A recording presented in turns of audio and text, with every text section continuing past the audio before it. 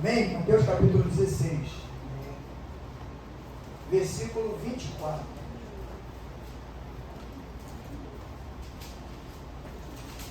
Mateus 16, 24. Diz assim a palavra do Senhor, Deus Todo-Poderoso. Então disse Jesus aos discípulos.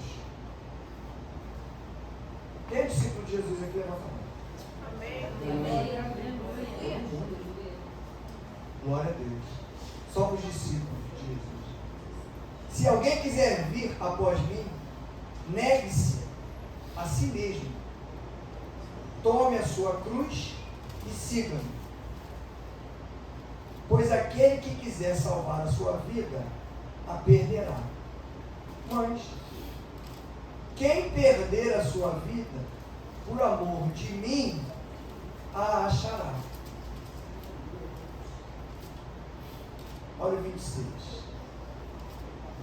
O que adiantará ao homem ganhar o mundo inteiro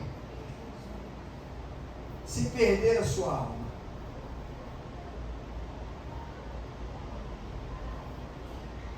Agora presta atenção no finalzinho desse versículo aqui.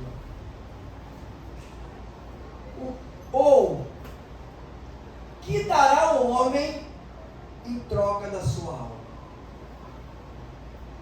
Glória a Deus. Só até aqui. Amém, Deus. Obrigado, Senhor, pelo ensinamento. Pedimos, Deus, que o Senhor tome o culto é teu, Pai. Nós estamos aqui apenas para te adorar e para aprender mais um pouco de tudo que o Senhor tem preparado para nos ensinar, Senhor. Que a tua palavra venha de encontro à necessidade de cada coração nessa noite. Que a gente saia daqui diferente de como entramos, fortalecidos, restaurados e renovados pelo teu Espírito Santo através do poder da tua palavra, Senhor. Nos ajuda, nos orienta, abre a nossa visão. Tira, Senhor, todo o impedimento interior, tira todo o bloqueio, toda a falta de entendimento. Dê-nos agora a sabedoria que vem do alto, Senhor, para que possamos, Pai, assimilar a tua palavra, Senhor, guardar no nosso coração e no momento oportuno podemos colocar em prática, Senhor, essa palavra, seja na nossa vida ou na vida de outra pessoa, porque nós precisamos, Deus, fazer o ID, Pai. Precisamos entender que a tua palavra e o teu ensinamento colocado sobre cada um de nós é porque nós vamos ser usados como instrumento teu na vida de alguém em algum momento, Pai. Não apenas para a nossa salvação. Por isso nós te pedimos, Senhor, nos ajude, nos dá conhecimento, toma, Pai, cada cadeira, toma cada coração, mente aqui nesse lugar, pessoas que chegaram com algum tipo de dúvida, com algum questionamento interior, que a tua palavra, Senhor, nós temos certeza, ela é mais do que suficiente para trazer entendimento, Deus, esclarecimento e fortalecer cada coração que está aqui nessa noite, Senhor. Porque se nós estamos aqui, foi porque o Senhor nos chamou. Muito obrigado, Pai, por essa oportunidade. Nós já te agradecemos e pedimos toma o teu lugar, Senhor. Porque nós estamos aqui para aprender. É o que nós desejamos, te pedimos e te agradecemos em nome do Senhor Jesus. Povo que crê, diga amém. Como ganhar uma vida eterna?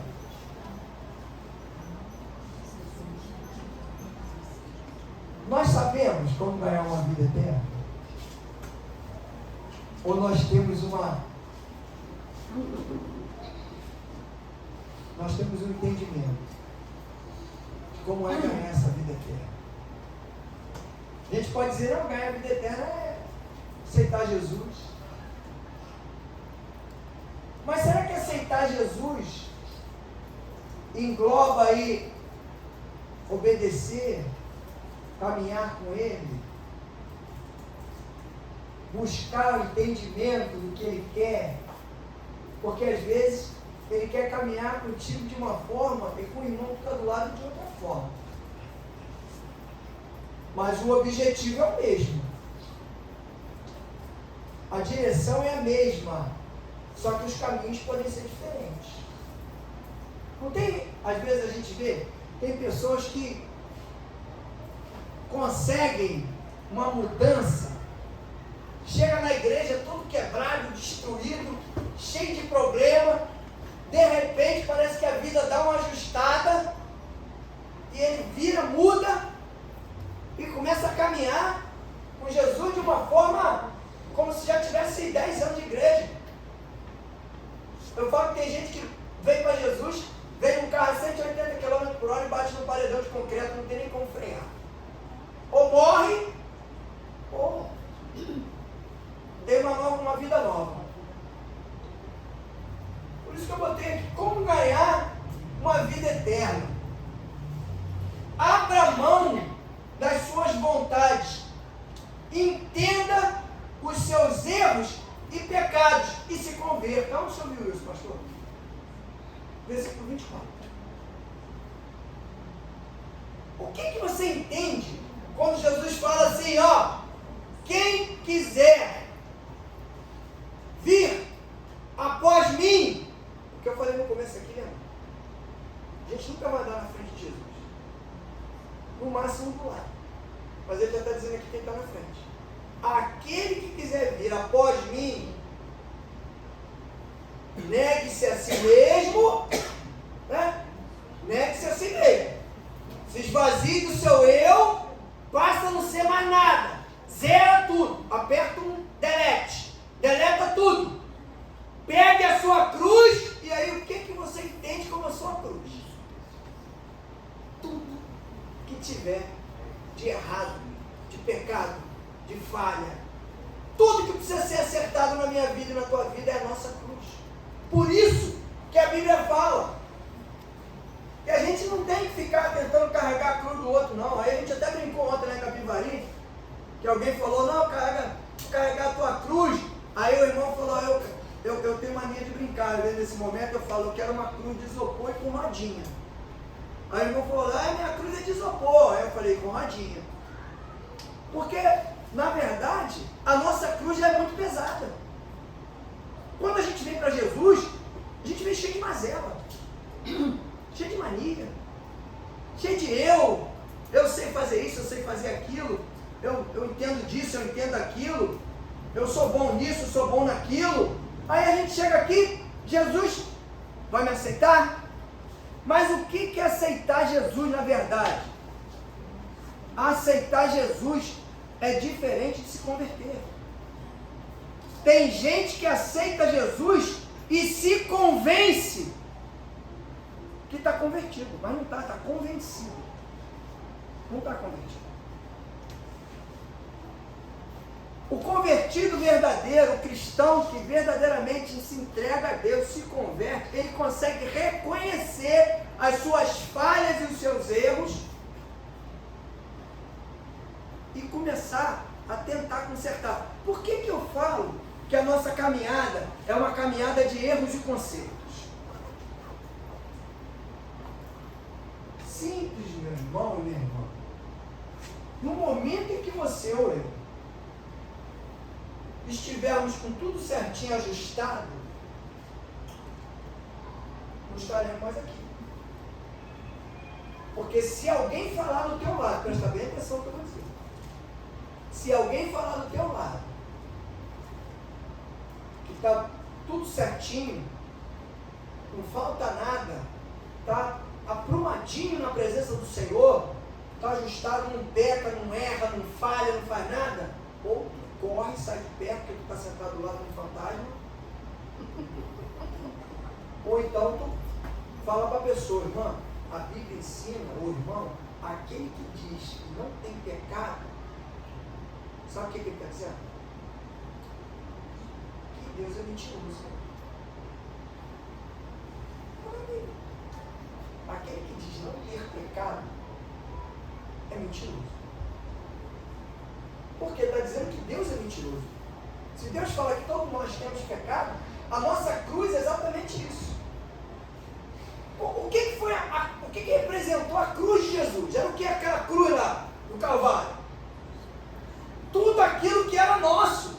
As nossas mazelas, nossos erros, nossas falhas, nossos pecados, tudo. Por isso que o versículo lá diz, Isaías 53:5, ele foi transpassado e moído pelas nossas iniquidades, pelos nossos pecados, pelos nossos erros. O castigo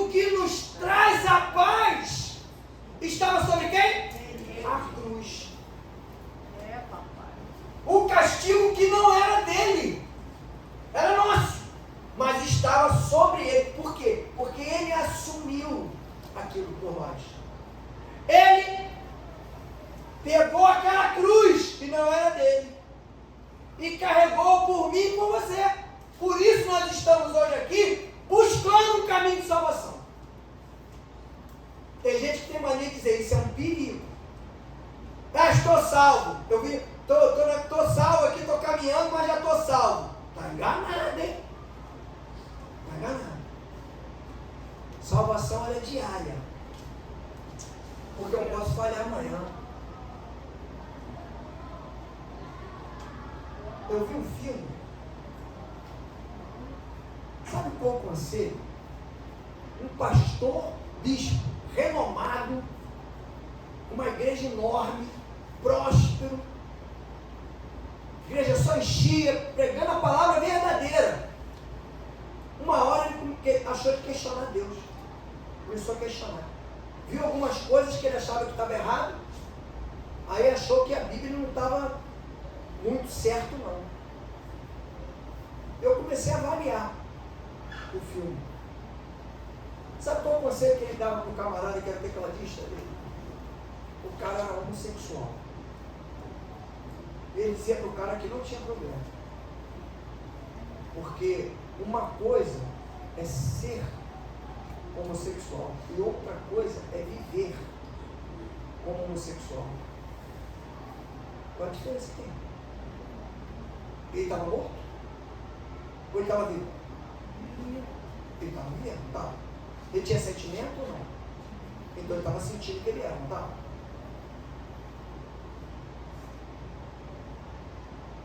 Sabe o que aconteceu nesse cara no final? É outro filme que se vocês quiserem ver, pode ver. Caminho da fé. A gente escolhe o caminho. Qual o caminho da fé que a gente quer?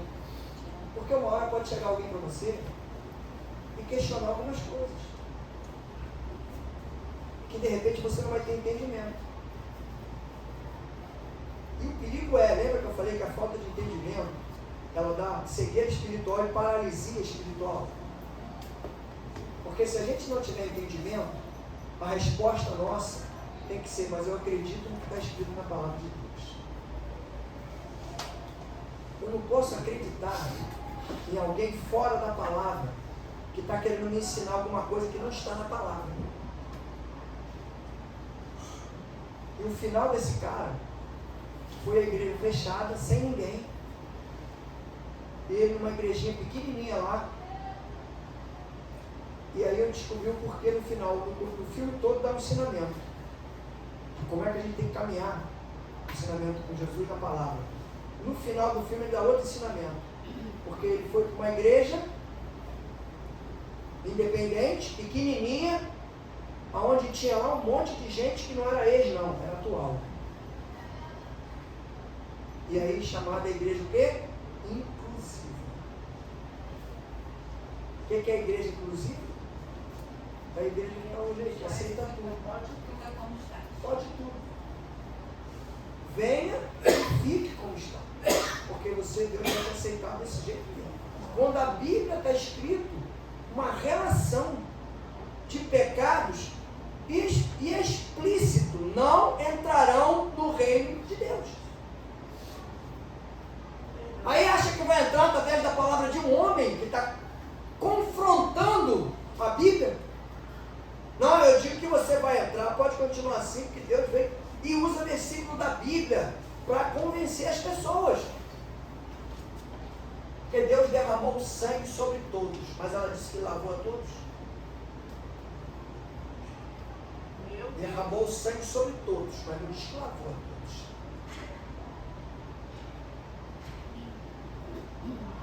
A gente tem que saber que tem um versículo ali, tem um entendimento para quando a pessoa falar, a gente ter a condição de avaliar a situação. Por isso que eu coloquei aqui. A cruz, minha e tua, são os nossos erros, nossas falhas, nossos pecados. Tudo aquilo que a gente sabe. Muitas das coisas nós já largamos, mas ainda tem algumas coisas que a gente precisa largar. Para a gente poder caminhar, continuar na caminhada, e os nossos passos, não dá para a gente caminhar com Jesus, a gente chega assim, ó. Mas não dá para você ficar 10, 15, 20, 30 anos assim. Tem uma hora que você tem que Você tem que aumentar os passos. Você tem que andar mais. Mas você só vai começar a aumentar os passos quando você tirar o peso das suas costas. E aí vem o fardo. Ah, meu fardo é muito pesado. Mas quem mandou tu ficar com ele? A Bíblia fala que Deus mandou você deixar o fardo. Traz o teu fardo e pega o meu. Que o meu é suave, é leve. O meu fardo, eu sou manso e humilde de coração. Deus fala, vem, traz o teu fardo pesado. Me dá aqui a tua mochila pesada. Deixa que eu carrego ela. Meu filho já carregou lá atrás. E pega meu aqui que é levinha. E vai com a minha. A cruz é exatamente isso. Às vezes a gente não entende. Carregar minha cruz, eu tenho que carregar. Eu que tenho, não posso pedir para a pessoa que está do meu lado carregar para mim. Por quê? Você e eu não vamos poder salvar ninguém.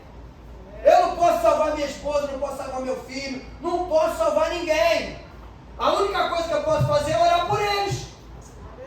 Eles é que tem que buscar a salvação. Salvação é individual e intransferível.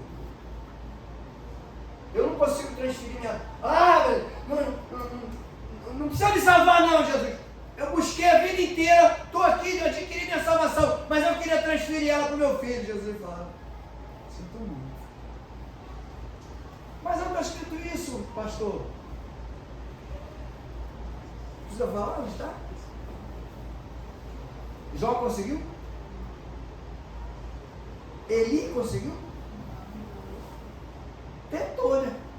Transferir a salvação para os filhos, mas não conseguiram.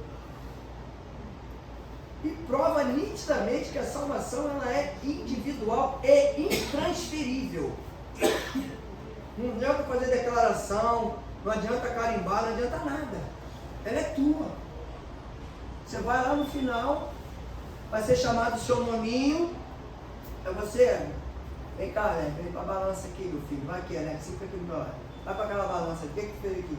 Vamos lá, vamos ver. Todo mundo vai para o julgamento. E uma outra inocência que as pessoas têm, né, que eu já ouvi várias vezes isso, eu sempre me lembro disso, quando eu falo de salvação, quando o versículo fala assim, todo joelho se dobrará e toda língua confessará que só o Senhor é Deus. Escolheu o joelho, qual é? Que é só o joelho do crente que vai se dobrar? Que é só a língua do crente que vai confessar? Falou o quê? Todos ou mais ou menos? Todos. Aí o pessoal lá fora acha que, não quero conhecer Jesus não. Olha, que coisa inocente. Você fala para a pessoa duvida de você. Mas vai conhecer, meu filho. O versículo diz que todo joelho se dobrará e toda língua confessará que só o Senhor é Deus. E aí, depois vai para o julgamento. Aquele que caminhou, que está buscando a salvação, que vem buscando a vida inteira, e o outro que não buscou nada. Mas ele vai ter que reconhecer. Então a gente, essa coisa quando Jesus fala, quer caminhar comigo? Porque tem gente que não quer. Às vezes não quer largar algumas coisas.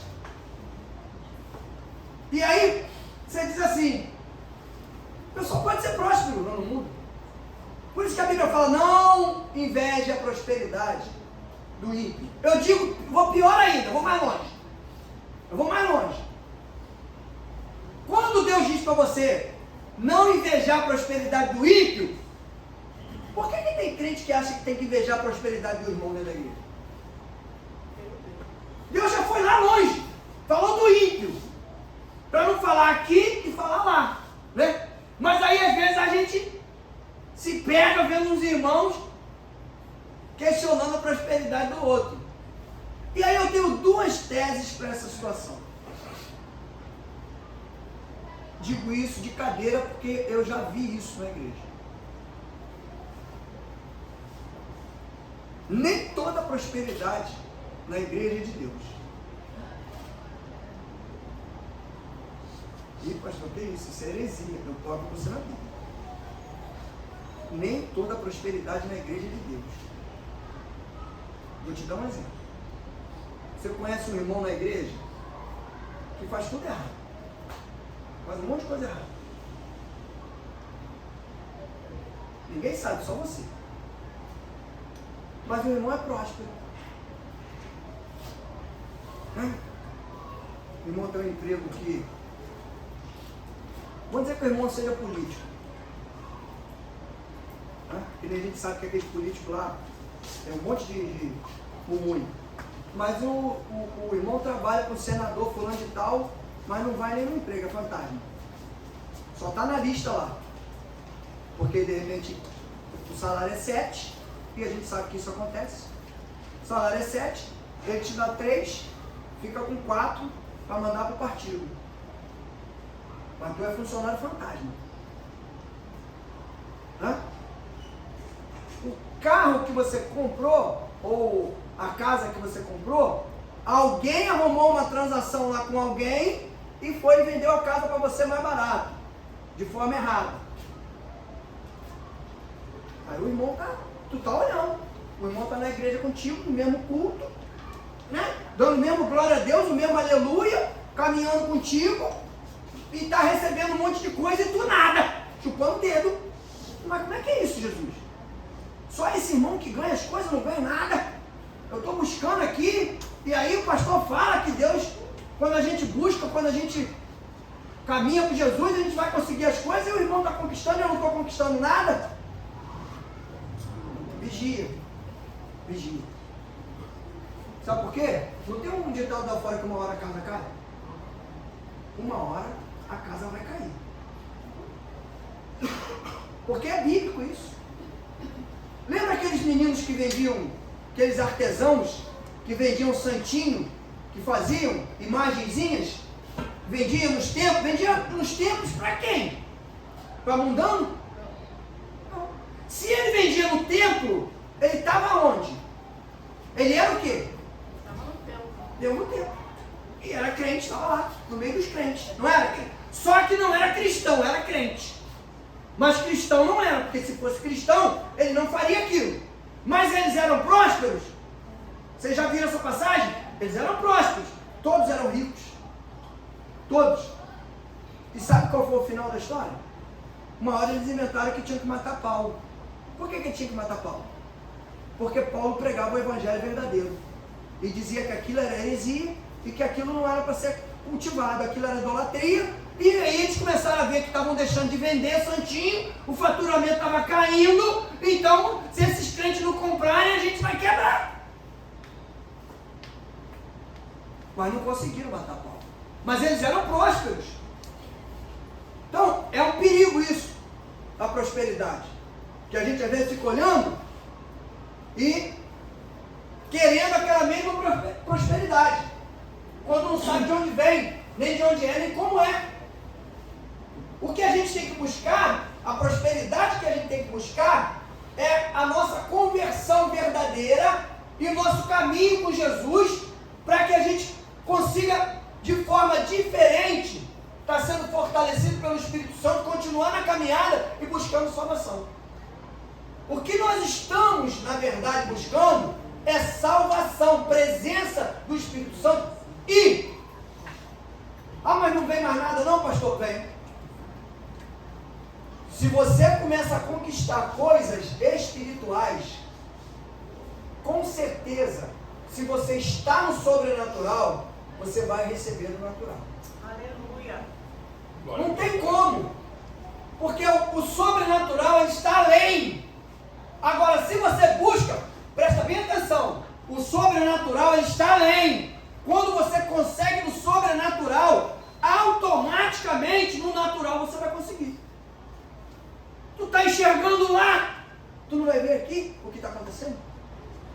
Deus não vai te dar orientação aqui no natural? Se Ele está te dando no sobrenatural? Está te dando uma mudança de vida, uma visão, um entendimento diferente. É o que a gente tem que buscar, o entendimento da palavra para poder crescer e prosperar. Porque não vamos conseguir crescer, desenvolver e prosperar com falta de entendimento espiritual. Por quê? Porque o inimigo vai enganar a gente toda hora. Toda hora. Você vai ter certeza absoluta. Quer ver uma pergunta?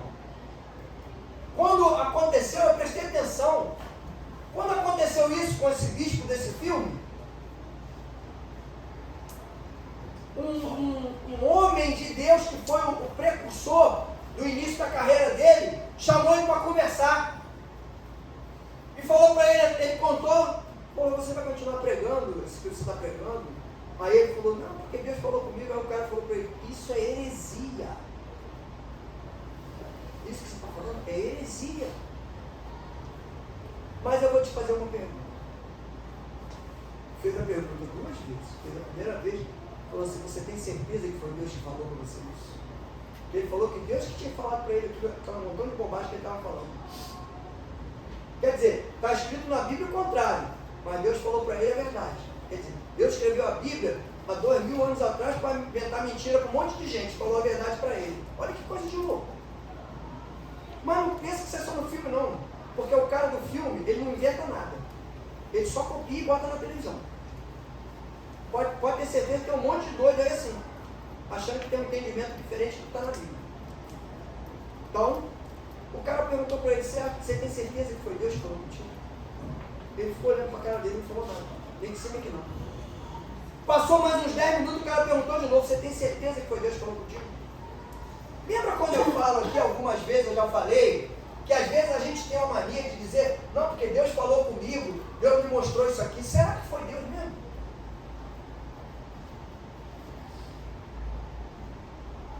Eu tenho muito medo desse negócio de falar, Deus falou comigo. Eu prefiro não falar nada. Eu prefiro ouvir de repente, Deus mostrou, Deus falou, mas eu não falo, Deus mostrou, Deus falou, não. Porque eu posso ter entendido errado. E acaba que eu vou tomar um rumo errado. E aí que eu falo do perigo, você leva um monte de gente no erro com você. Agora, se você está de acordo com o que está escrito aqui, se você estiver errado pelo que está escrito aqui, tem um mundaréu de gente errada. Há 2000 e tantos anos tem gente errada. Mas eu acredito que tudo que está escrito aqui é verdadeiro, que vai trazer salvação, que vai trazer transformação, que vai trazer cura, que vai trazer libertação e que vai levar cada um de nós para perto de Deus. Aleluia, glória a Deus. Não muda uma vírgula, uma palavra. Então a conversão é a certeza absoluta de que está escrito aqui. Você tem a certeza que o que está escrito aqui é tudo verdadeiro, não tem falha nenhuma. Sabe por quê? Porque se você é convertido verdadeiramente, você vai ter certeza quando alguém falar para você, mas isso foi escrito pela mão de homem. Foi. Aí tu vai fazer outra pergunta para a pessoa, já que é tão inteligente, tu vai fazer, mas inspirado por quem? Porque não foi a assombração que escreveu. Não foi o fantasma que escreveu. Foi o homem que escreveu. Mas inspirado por quem? Por Deus. Pelo Espírito Santo. Então, quer dizer, não tem. Aí a conversão verdadeira. Porque se você acredita em tudo que está aqui, você tem certeza que está aqui, você pode até estar falhando em algumas coisas e estar errando ainda em algumas coisas. Mas você está tentando se consertar. Se você é convertido, Aleluia, o tempo todo você vai tentar se consertar. Você vai ser o teu policial. Você vai se policiar o tempo todo. Não precisa ninguém falar. Não. Por quê? Por que será? Porque o Espírito vai te incomodar.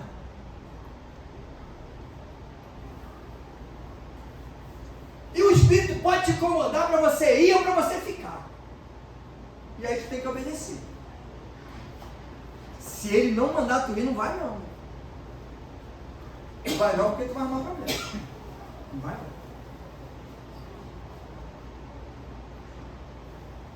Tem pessoas que Deus afastou da tua vida. Da minha ou não. Quando eu vim para Jesus, Jesus, mas eu gosto tanto daquele amigo meu. Eu vou lá na casa dele que eu vou tentar trazer ele para cá. Rapaz, se Jesus tirou de perto de você, não é para você ir lá buscar ele para trazer para cá. Deixa ele no canto dele. Ontem eu dei um exemplo lá na igreja. Eu falei, quando Deus está corrigindo alguém, você se mete no meio, você se arrebenta. Eu tenho um exemplo prático disso, fático, na verdade, foi um fato que aconteceu. Eu tinha 16 anos.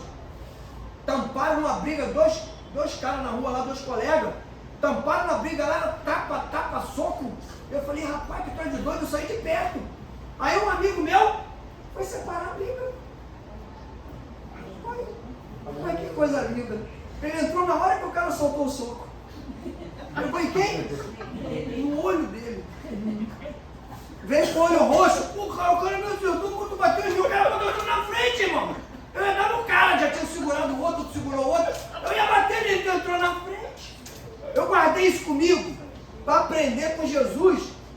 Quando Jesus vai bater na gente, que o Pai também bate, irmão. Quer se meter, seu mano, quando Jesus estiver batendo em mim? Entra no meio para me defender. Vai levar um socão, botou um tapão.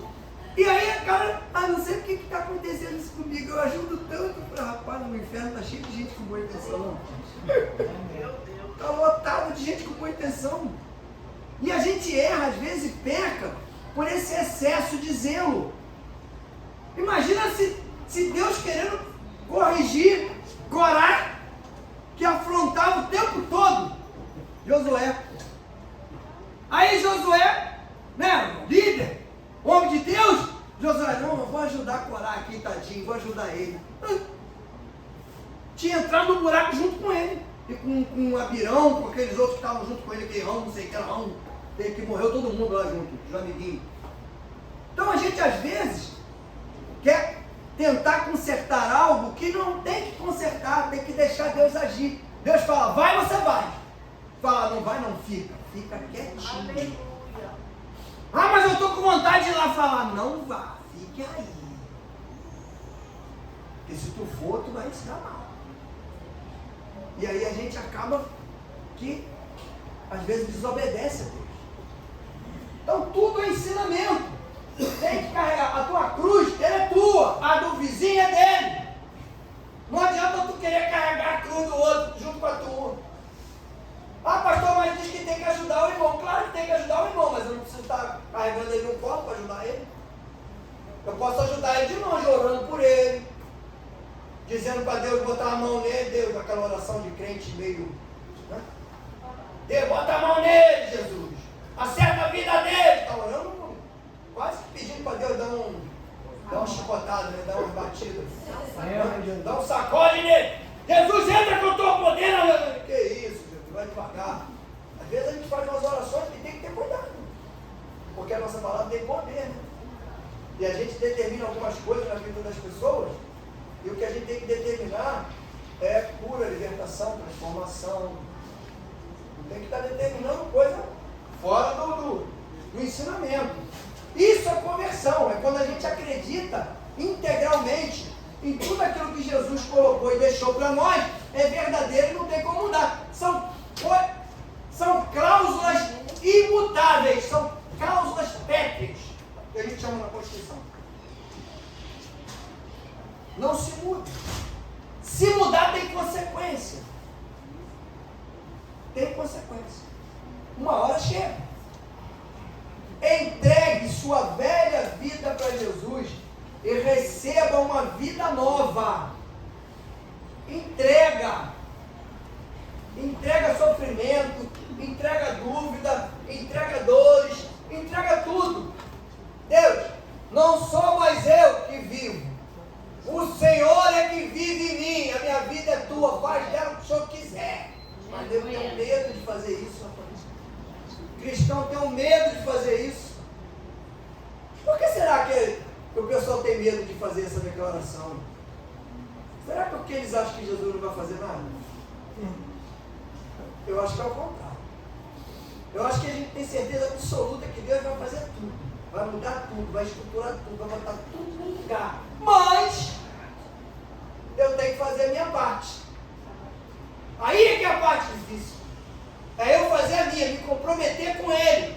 Ah, eu tenho que estar em todo culto, quarta-feira, domingo. Aí tem culto da corrida, eu tenho que estar lá. Tem culto da banana, eu tenho que estar lá. Tem culto das crianças, tem que estar lá. Tem culto de jejum e oração, tem que estar lá. Tem culto.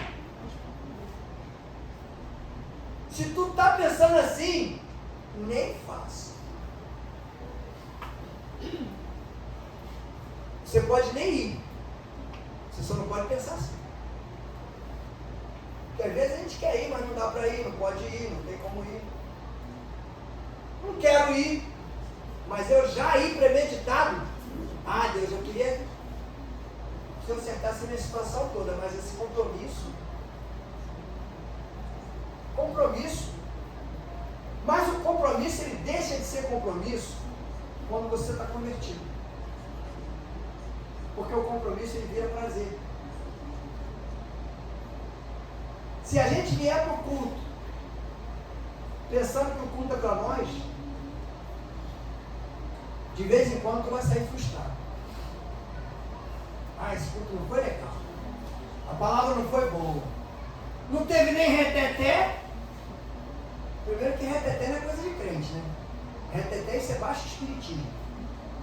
Reteté não é coisa de crente. É mover do espírito. É diferente. Quando fala reteté, eu já fico já. Não, lá na igreja lá tem um reteté de opa, nem vou lá. Vou passar do outro lado da rua. Okay? Ah, tem mover do Espírito Santo. Opa, legal. Diferente. Então, quando a gente tem o entendimento de que o culto não é para nós, o culto é para Deus, eu venho com uma outra disposição. Porque a palavra é de Deus. E eu tenho que agradar a quem? A mim? A Ele. E eu vou adorar Ele.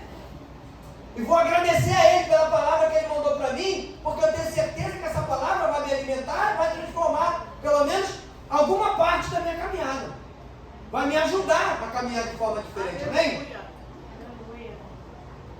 É entendimento. A igreja tem que voltar aos primórdios dos tempos que dava ensinamento para o povo estar com Deus o dia inteiro, estar buscando a presença do Espírito Santo o dia todo. E nem tinha Jesus naquela época. E pior ainda, tinha uns sacerdotes, também até hoje tem. Tinha um sacerdote doido, mentiroso lá, aproveitador. E mesmo assim, o povo, quando via que fez algo que desagradou a Deus, rasgava as vestes, se humilhava, se jogava no chão, ficava lá de jejum uma semana. O rei tirava a roupa dele todinha, botava roupa de saco. Para quê? Para mostrar para o povo qual era o entendimento, o ensinamento que foi dado e o que eu tenho que fazer. Mas hoje é tudo pela graça. Ah, Jesus, nós estamos na graça. A graça não é de graça, não. A graça é paga. Aleluia. E foi paga com sangue. A graça veio através de Jesus. Naquele sangue derramado na cruz do Calvário por mim e por você. Para que a gente tivesse a oportunidade de salvação. Aleluia.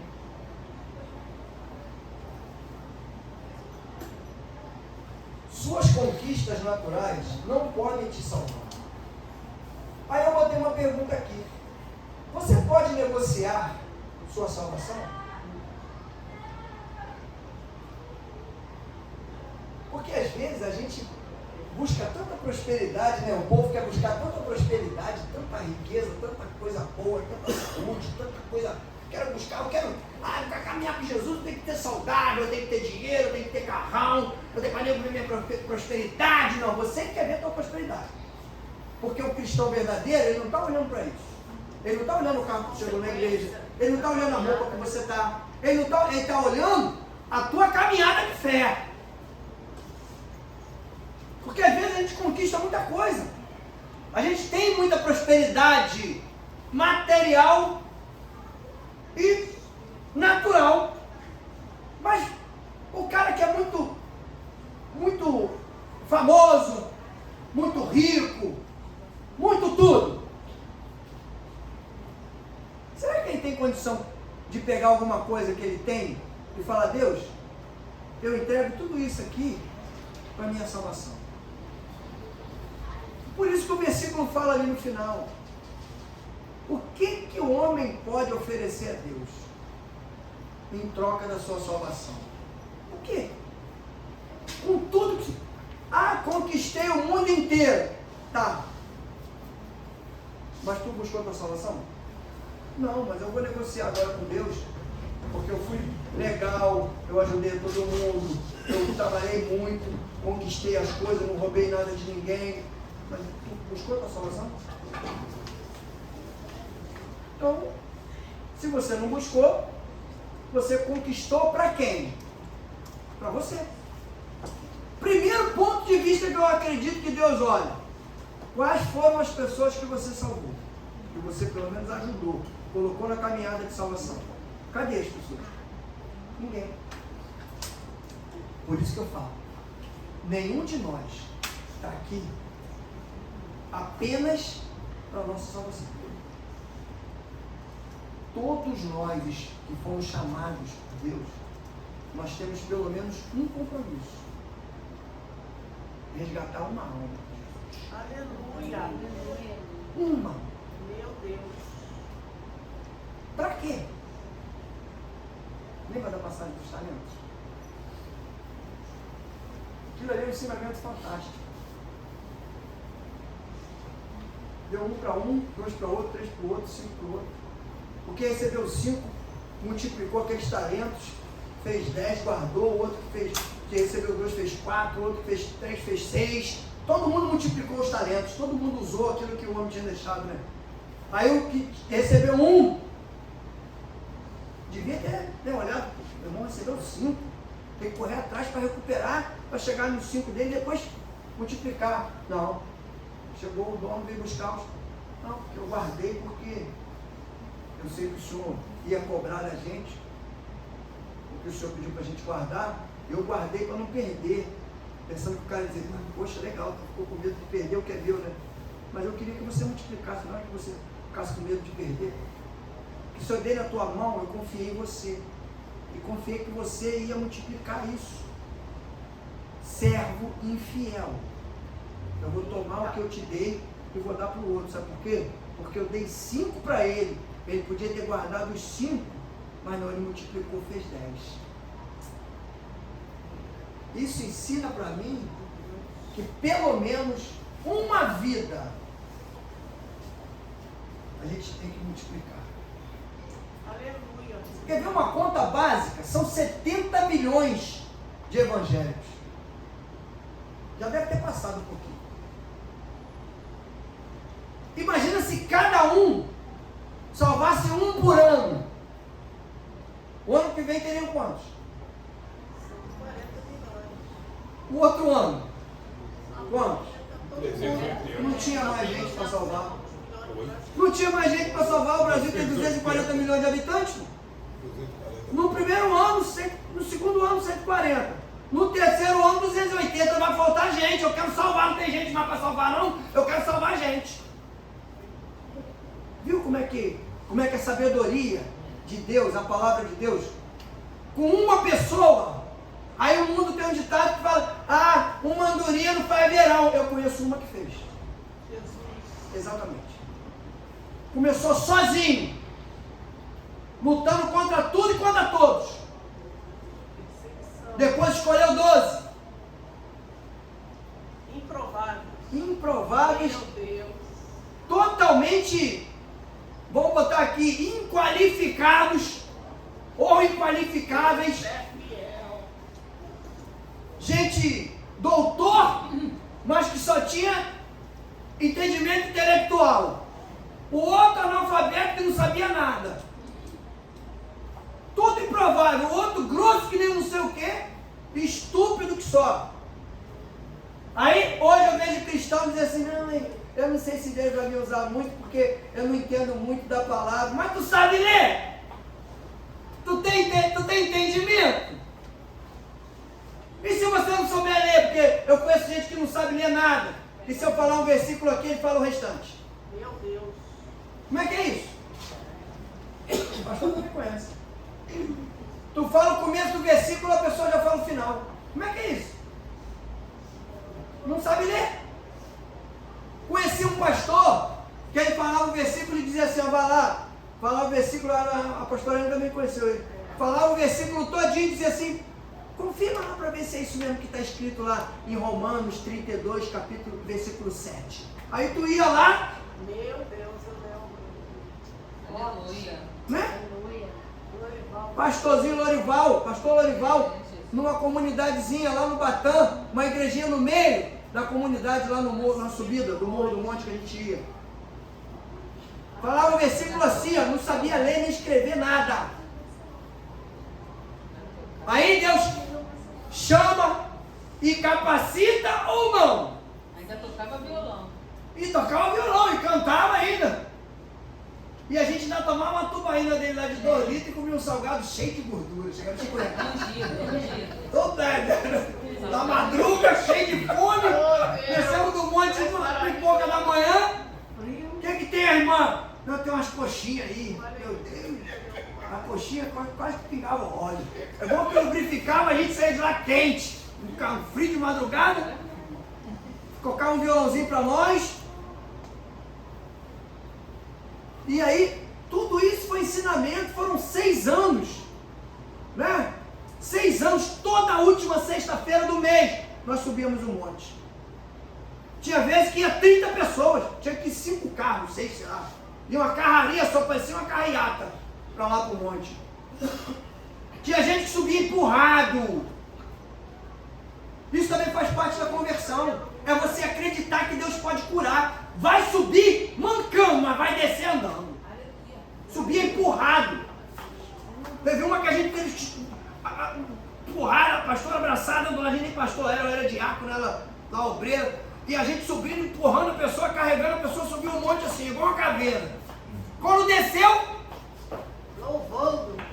melhor que a gente. Papai. Melhor que a gente. Mas é o quê? É a gente subir com a convicção de que algo sobrenatural ia acontecer naquele lugar. Aleluia. Quando a gente vai para a presença de Deus, acreditando só no natural, Deus vai se limitar ao que você acredita. Deus não tem limite para ele, não. Tinha até sem perna. Tinha até sem perna. Quando eu cheguei lá em cima, que eu dei com aquele cara sem perna, eu já fiquei meio... Não é natural. Não é natural. Como é que esse cara subiu aqui? O cara com 1,80 m de altura, fortão. Falei, eu com 2 pernas, para subir aqui, tem que ajudar, a gente ajudava um outro, dava a mão, puxava. E o cara com 2 muletas com uma perna só, como é que faz?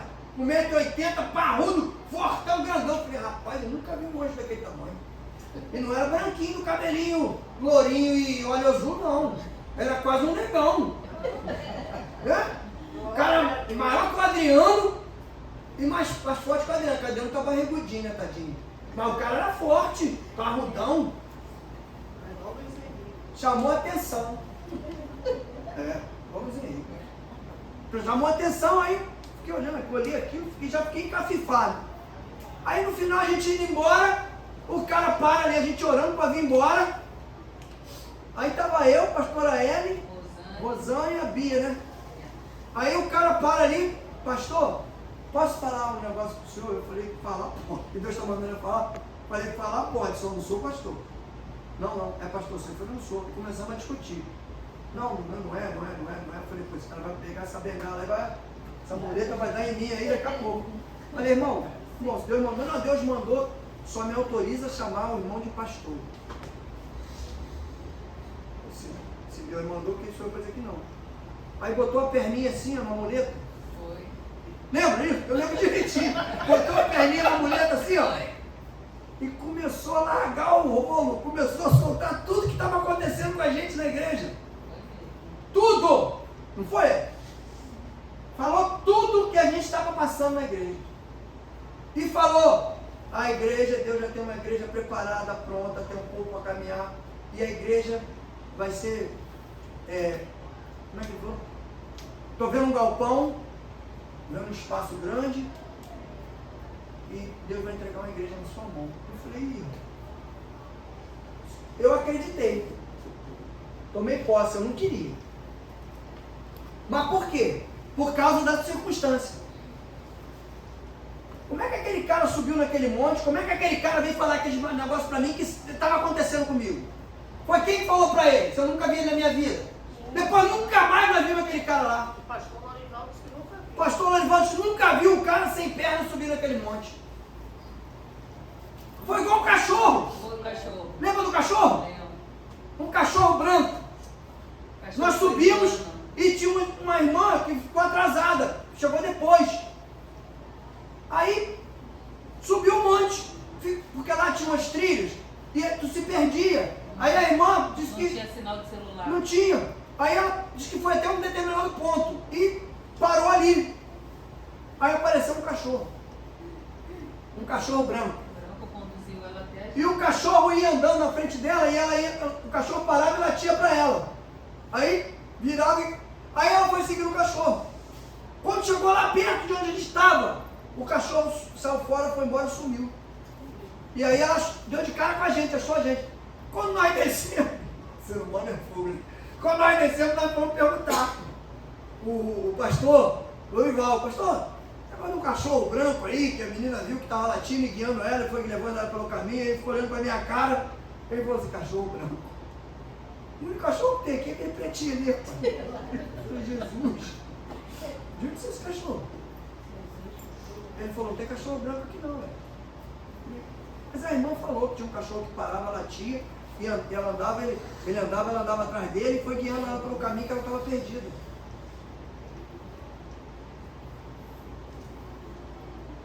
Viu o cuidado que Deus tem? Às vezes a gente pensa que Deus não está olhando para a gente. Os problemas chegam, as dificuldades chegam, o impedimento chega, as barreiras chegam. Mas eu olho a barreira hoje, quando eu vejo a barreira, eu vejo Jesus sentado nela. Aleluia, glória a Deus, aleluia, Deus Santo, aleluia. Quando eu vejo um impedimento, como aquele salto em vara, sabe? Aquela coisa que você não consegue ultrapassar, eu vejo Jesus em pé já com a vara na mão esperando. glória a Deus. Glória a Como Deus, quer dizer assim, aleluia. vai, tu vai conseguir, eu estou aqui. Deus Santo, aleluia. É assim que a gente tem que olhar. A gente não pode olhar e ver algo vazio, porque a tua visão ela não pode ser vazia. Aquele que caminha com Jesus, ele tem sempre que ter a visão cheia do Espírito Santo. Por pior que seja a situação, é o que o versículo diz, aquele que quiser conquistar a sua vida, buscar a sua vida, salvar a sua vida, vai perder. Vai perder. Agora aquele que perder, né? Porque Jesus foi bem enfático ali, né? Eu podia ter botado aquele que acha que vai perder a sua vida, ele botou já incisivo. Aquele que perder a sua vida em prol de mim, em meu nome, por amor a mim, tenha uma certeza absoluta, você não perdeu coisa alguma, porque eu estou te dando uma vida eterna. Aleluia, glória a Deus, aleluia. Deus Tirou o Santo, medo. aleluia. Tirou o medo de morrer. Porque você passa a ter certeza absoluta que mesmo que na verdade, no incisivo como ele foi, não vamos colocar morte espiritual, vamos colocar morte física mesmo. Se eu for morto, porque eu estou defendendo Jesus, estou buscando a direção dele, caminhando com ele, me entregando a ele, tendo certeza absoluta de que ele vai me salvar, pode matar, irmão, porque vai morrer essa vida aqui, mas vou ganhar uma outra lá. É eterna. Glória a Deus, aleluia. É isso que está dizendo. Aleluia. Para a gente aprender a não negar. Porque vai chegar um momento, gente. Vai chegar um momento de divisor de águas. E Deus vai querer separar os verdadeiros. Aí, vou voltar na Bíblia. Vai ser o momento de separar o joio do trigo. É tudo igual. Mas um vai dar fruto e o outro não vai. Glória a Deus, aleluia. É igualzinho. Você pega o joio e o trigo, ele é igualzinho. Só que o trigo dá o trigo, o joio não dá. Mas não tem nem como arrancar ele antes do dar o fruto, porque é muito igual. Você pode arrancar errado. Por isso que a Bíblia fala. Tem que arrancar na época do fruto, da colheita. E como é que Deus trata a mim e a você? Ele vai reconhecer a gente pelo fruto. Até os irmãos vão conhecer o outro. Nós todos estamos numa plantação. Todos somos plantas da mesma terra.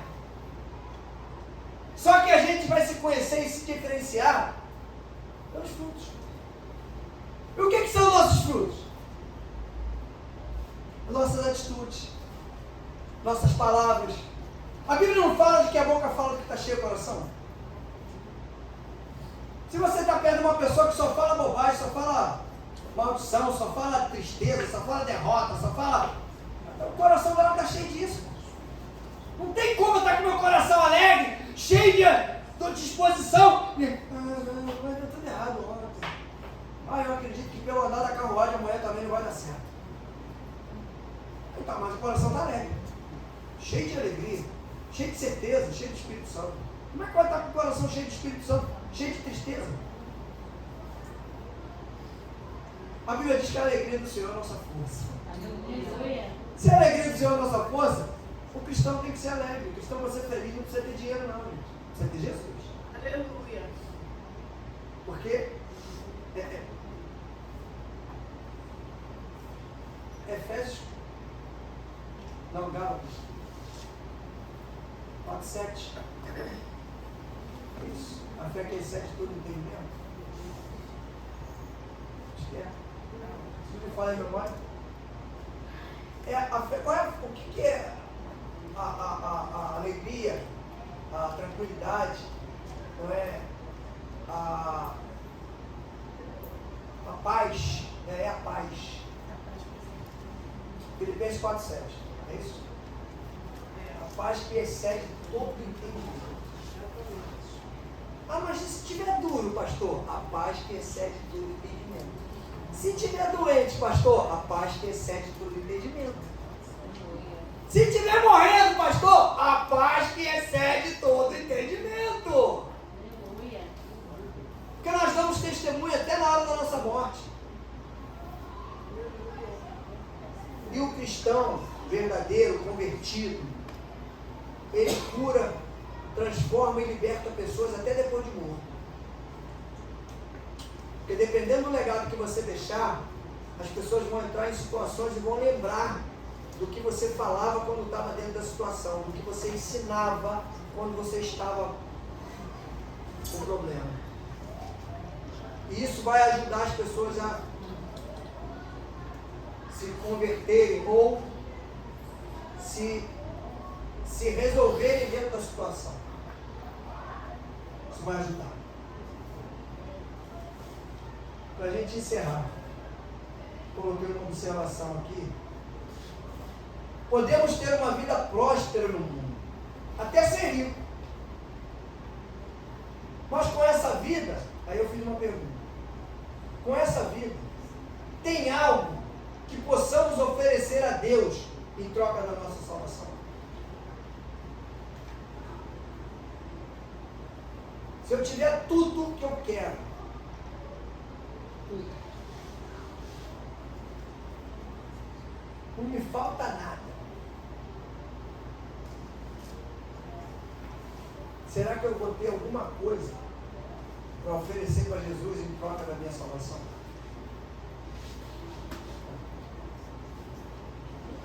Então, guarda para você o final desse versículo aqui, 26. Que dará o homem em troca da sua alma? Que dará o homem com as suas conquistas, com os seus valores, com a sua inteligência, com a sua sabedoria, que foi na lua, que voltou, que flutuou não sei aonde, que descobriu não sei o quê? Imagina aí, um culto de prosperidade, mas sem Jesus. Aí quando o crente fala assim, se cair na besteira de falar, né? Perto de mim, porque eu estou caminhando com Jesus, não tenho pão, não tenho nada. Ao contrário, irmãos. Você que tem tudo, quem está lá fora que não tem nada. Nós temos tudo. Mas eu não tenho o que eu queria aqui. Tá bom, você não tem aqui. Mas e depois? Na outra vida, será que ele que tem tudo vai ter o que você vai ter ou não? Não, não vai. Então quem tem mais? Você que tem Jesus ou o mundano lá que tem o mundo todo, mas a alma dele está perdida. Eu falo, já falei com um amigo meu. Falei, só sinto te dizer uma coisa. Tu vai para o inferno com o teu apartamento na Barra, com o teu carro importado, com todo o dinheiro que tu tem. Tu não tem Jesus, tu vai para o inferno. Ah, mas pastor, você não pode acusar a pessoa. É o que a Bíblia diz. Se eu não tiver Jesus... Ah, mas como é que a Bíblia? A Bíblia não fala isso não. A Bíblia não fala isso. Ela só fala o seguinte. Jesus, eu sou o caminho, a verdade e a vida. E ninguém vem ao Pai se não for por mim. Então, se não for por Jesus, tu vai para onde? Tu não vai para o céu. Só tem dois lugares para ir. Ou vai para o céu, ou vai para o cômodo do capiroto. Então, com todo o dinheiro que tem, com o carro importado na garagem, Mercedes, com todo o dinheiro que tem, com tudo, vai para onde? Vai para o céu? Não tem Jesus? Vai levar o dinheiro no caixão? Não vai. Vai levar o apartamento no caixão? Não vai. Nunca vi caixão com gaveta nem com terreno para botar apartamento dentro. Então vai para onde? Vai para o inferno. Então, não é que há exagero dizer que a pessoa vai para o inferno. Não estou dizendo que vai para o inferno, não. Eu estou dizendo que o único caminho é Jesus. Se não for por ele, não vai para o céu. Aí vai para onde quiser. Como só tem dois lugares para ir, é uma questão de lógica, né? Se eu não vou para o céu, eu vou para onde? Para a praia? Não. Vou para o outro lado. Então a gente tem que tomar muito cuidado com isso. As coisas, a objetividade da palavra de Deus, a gente tem que começar a buscar esse entendimento e começar a ajeitar, arrumar as coisas. Porque tem um versículo na Bíblia, eu não me lembro onde está, mas ele diz, prepare-se para o dia do encontro com o teu Senhor. Como é que se preparar? É se embelezar, se arrumar, botar um perfume. Jesus vai vir amanhã, né? Vou arrumar a casa, botar tudo bonitinho, botar uma mesa bonita, fazer uma mesa igual a Denise fazia quando o pastor ia lá em casa, botar um pudim, botar um monte de comida boa. Não, é isso. Se preparar, eu me preparar para esperar Jesus. Quando ele chegar, eu estou pronto. Pode estar com algum errinho? Claro, eu também devo estar. Só que a gente vai para a balança. Ué. Mas eu quero pesar mais para o lado da salvação do que para o lado da perdição. Eu estou tentando dar uma melhorada no negócio, para não ficar tão ruim do meu lado. Então o que a gente tem que buscar é isso. Buscar esse fortalecimento, esse renovo, esse entendimento e a entrega. A entrega. Porque guarda esse final do versículo. Guarda o final do versículo 26. O que nós podemos dar para Deus se a gente conquistou o mundo inteiro, mas a nossa alma está perdida? E o que eu posso tirar desse mundo inteiro que eu conquistei para dar para Deus, para Ele, para buscar minha salvação? Nada.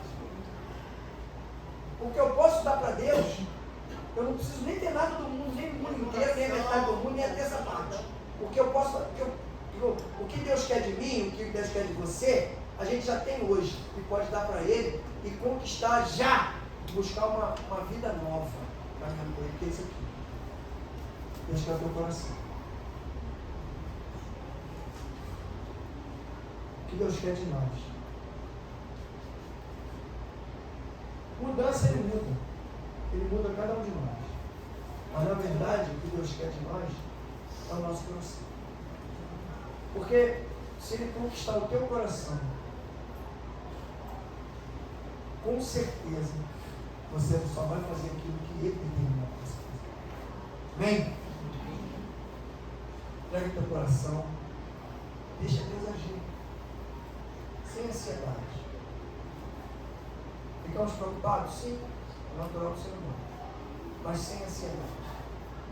Vamos deixar Deus nos orientar e conduzir o barco. Jesus não está fora do barco, Ele está no barco. Quando Ele estiver no barco, não sai dele não. Se todo mundo que ficou sobreviveu e quem pulou no barco morreu. Amém? Vamos ficar de pé em nome de Jesus.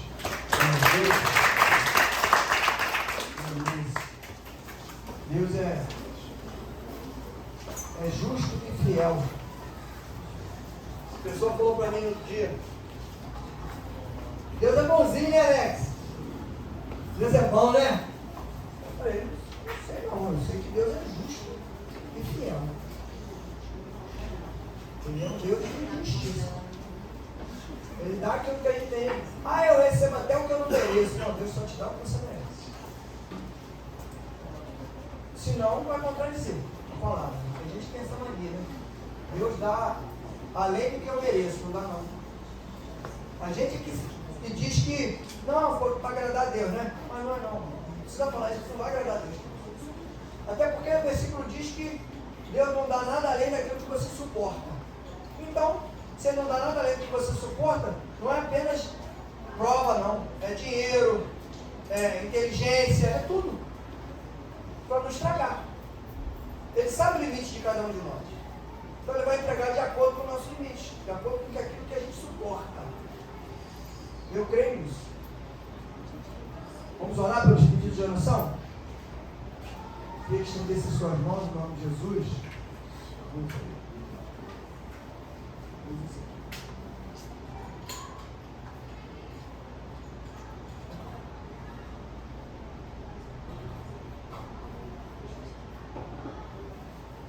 Oremos. Senhor, neste momento, ó Pai querido, viemos te entregar, Senhor, o pedido da tua igreja, Senhor, em tuas mãos. Ó Pai, tu conheces, Senhor, a cada pedido que está escrito aqui.